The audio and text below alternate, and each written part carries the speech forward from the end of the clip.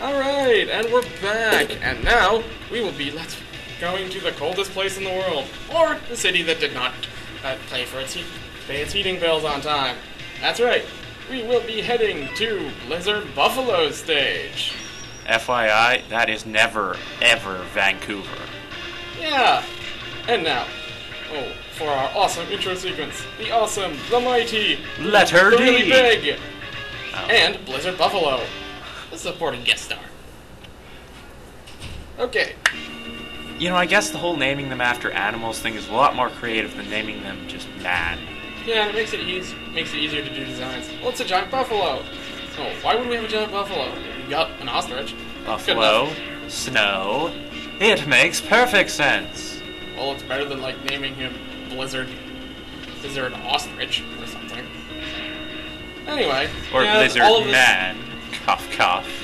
That one's okay. But anyway, with this thing, this area it's all slippery. You'll slide. Just jump to stop if you really need to.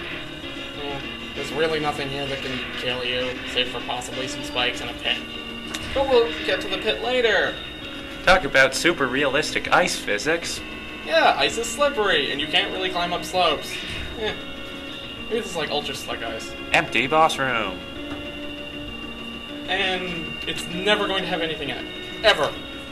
It's You'll Space notice Man. it got dark. No. There's actually a reason for this. In fact, if we come back here later, we'll actually be able to turn on the lights.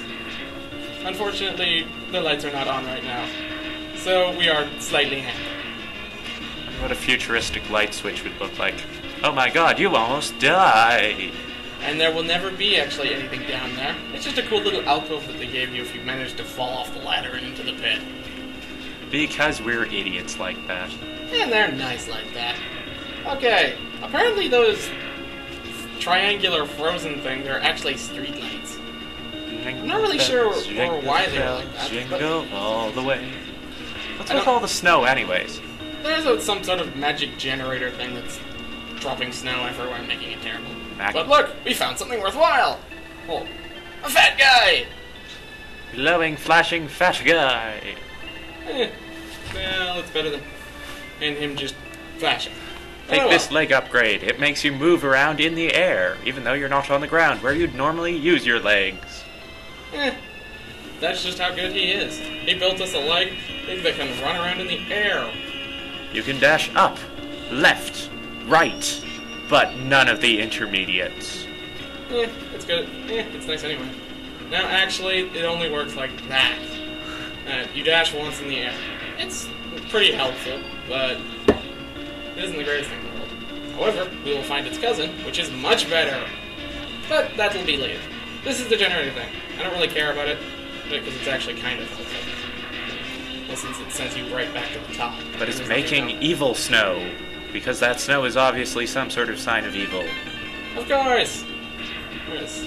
Not to be the fact that it's also apparently in the middle of the ocean, and it's covered in snow. So either there's a bunch of these, or this thing is really, really efficient at making it cold. Just going straight up, it's not even like coming back down. Maybe it's like shooting a laser beam of cold. Not sure how that would work, but it works.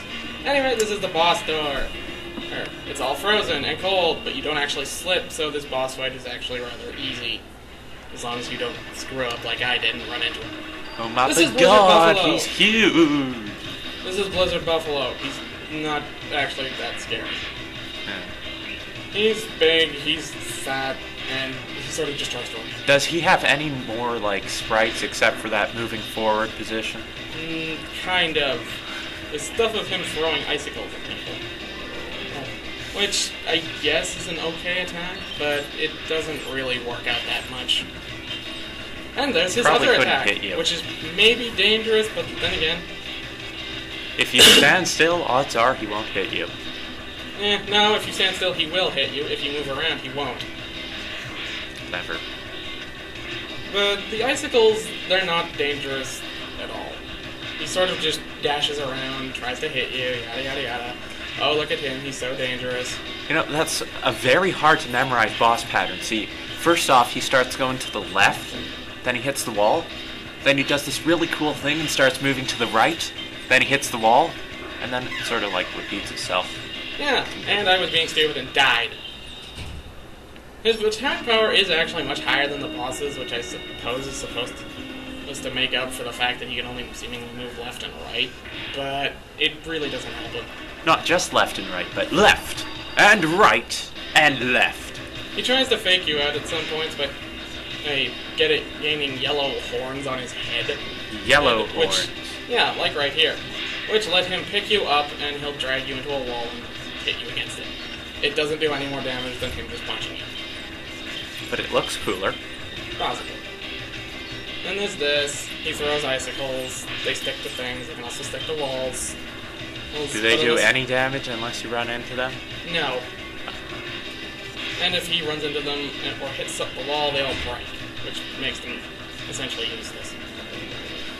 He's very big and kind of useless.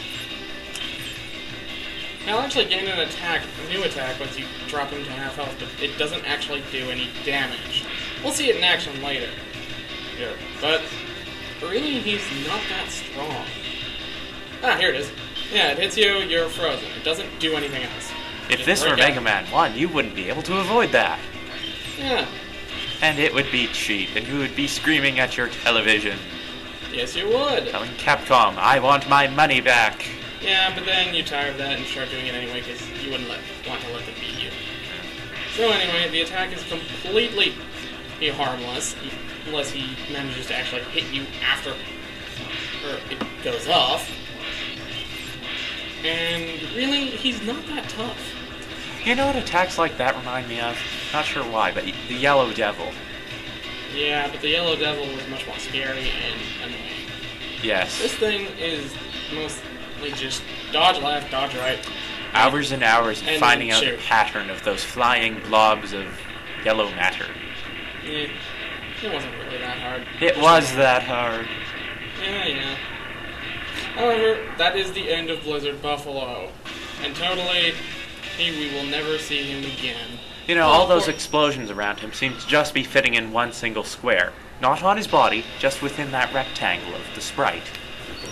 That's just your imagination talking. And now, we get rotating graphics and an action pose.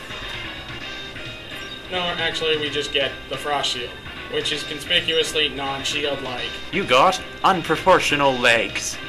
We already had that. However, it's also useful in other ways. But we'll find those out later.